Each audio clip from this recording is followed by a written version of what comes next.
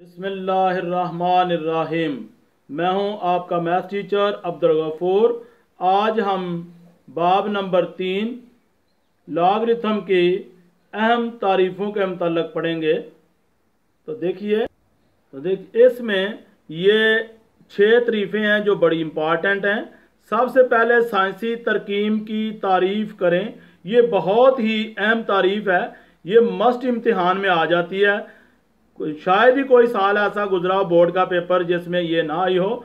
तो इसकी तारीफ है किताब के सफ़ा नंबर 67 और 340 पर ये मौजूद है। तो सफ़ा नंबर 67 निकालें। किताब के सफ़ा नंबर 340 पर यह ज़्यादा क्लियर लिखी हुई है।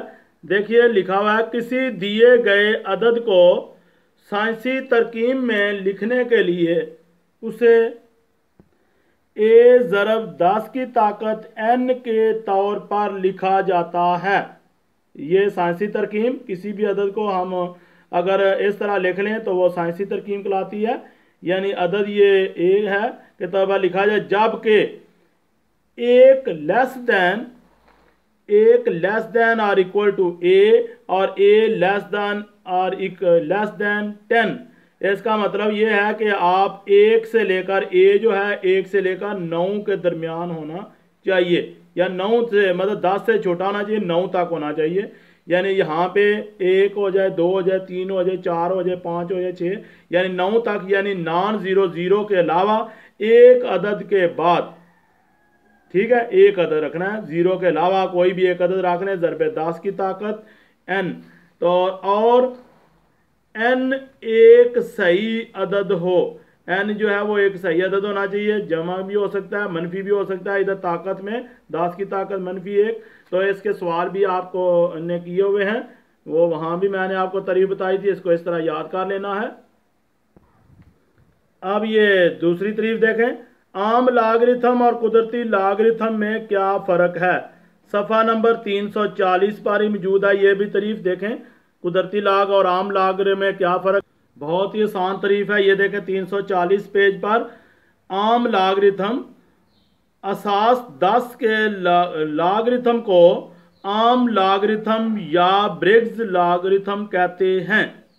और कुदरती लॉगरिथम के लिए याद रहे कि असास ई के लॉगरिथम को नेपियर लॉगरिथम और या कुदरती लॉगरिथम कहते हैं। वहाँ पे ये नेपियर लॉगरिथम आ जाए तभी यही तारीफ लिखनी है। अगर कुदरती लॉगरिथम आ जाए फिर भी कि जिसकी सास ई होगी उसको हम कहेंगे कुदरती या नेपियर, और जिसकी सास 10 होगी उसे हम कहेंगे आम लॉगरिथम या ब्रिग्स।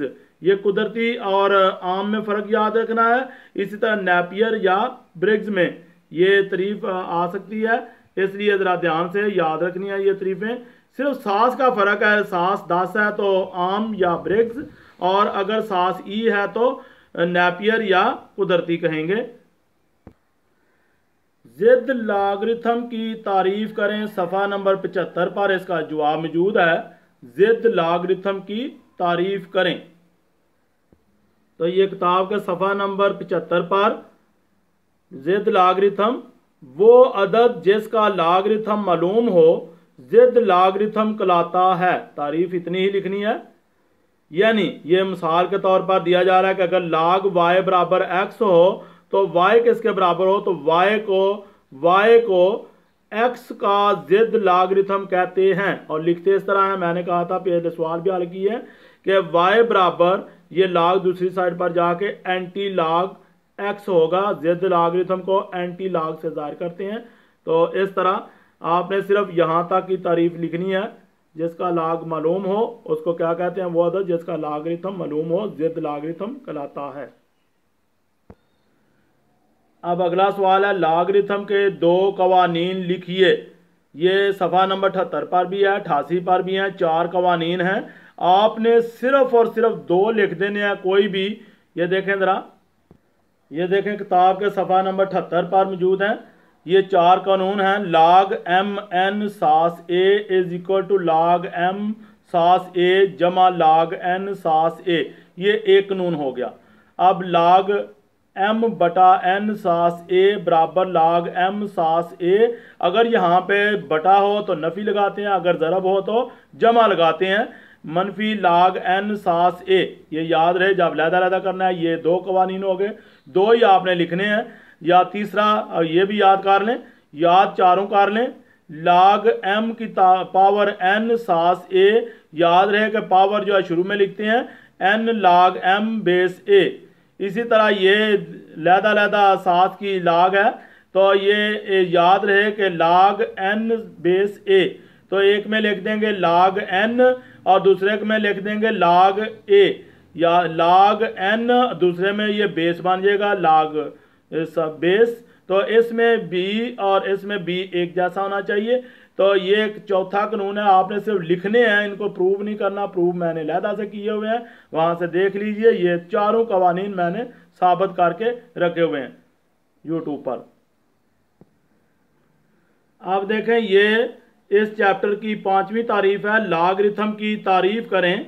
तो ये सफ़ा नंबर 340 पर भी है और 88 पर भी है, एक जैसी ही लिखी हुई है। 340 पर देख लें, ये पेज नंबर 340 पर 340 पर अगर a की पावर x बराबर y, जबकि ये a x और y रुकन हूं r के यानी हकीकी अदाद हूं, और इनमें a जो है ये 0 से बड़ा होना चाहिए, यानी जो a जो है ये, और नंबर 2 ये भी शर्त है कि एक भी नहीं होना चाहिए।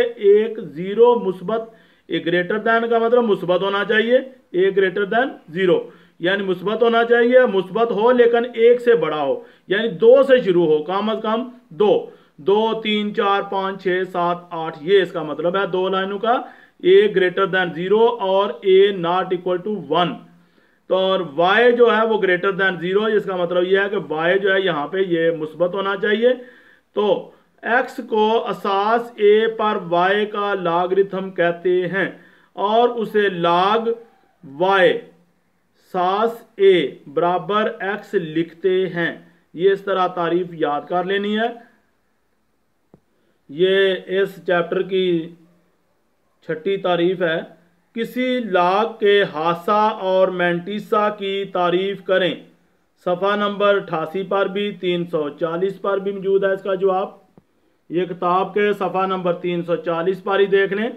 हासा अंग्रेजी में इसे करैक्टरिस्टिक कहते हैं, और किसी अदद के लॉगरिथम के सही अददी हिस्से को लॉगरिथम का हासा कहते हैं। मैंटीसा, मैंटीसा क्या होता है? किसी अदद के लॉगरिथम के कसरी हिस्से को मैंटीसा कहते हैं जो हमेशा मुस्बत होता है। याद रहे कि कोई भी अदद लिया जाए तो उसका जो सही अददी हिस्सा होता है, यानी शारिया से पहले वाला मुकम्मल एक अदद, तो वो क्या कहलाता है? लॉगरिथम का हासा कहलाता है। मसलन पूरा 2 है, 3 है, 4 है, 5 है, -2, -3, इस तरह। मैंटीसा जो होता है वो शारिया के साथ जुड़ा, शारिया 1, 1, 2, 2, 3 इस तरह, शारिया के बाद वाला हिस्सा उसको कहते हैं कसरी हिस्सा। तो ये तारीफें 2 हैं, ये याद करनी है। मैंटीसा हमेशा मुस्बत होता है, हासा मुस्बत भी हो सकता है और मनफी भी हो सकता है, ये याद रहे। ये छोटी छोटी 2 तारीफें हैं, ये याद कर लें। 2014 से जब से ये किताब बनी है उस वक़्त से ये 6 तारीफें ही इस चैप्टर की आती हैं, तो इनको अच्छी तरह से याद कर लें। ये किसी हर बोर्ड के इम्तिहान में कोई एक ना एक तारीफ लाजमी आ जाती है। तो प्लीज़ चैनल को सब्सक्राइब कर लें और वीडियो को लाइक भी कीजिए और कमेंट्स भी दीजिए कि आपको, ताकि मेरी अगली वीडियो जो है वो बर वक्त आपको मिल सके। Thank you.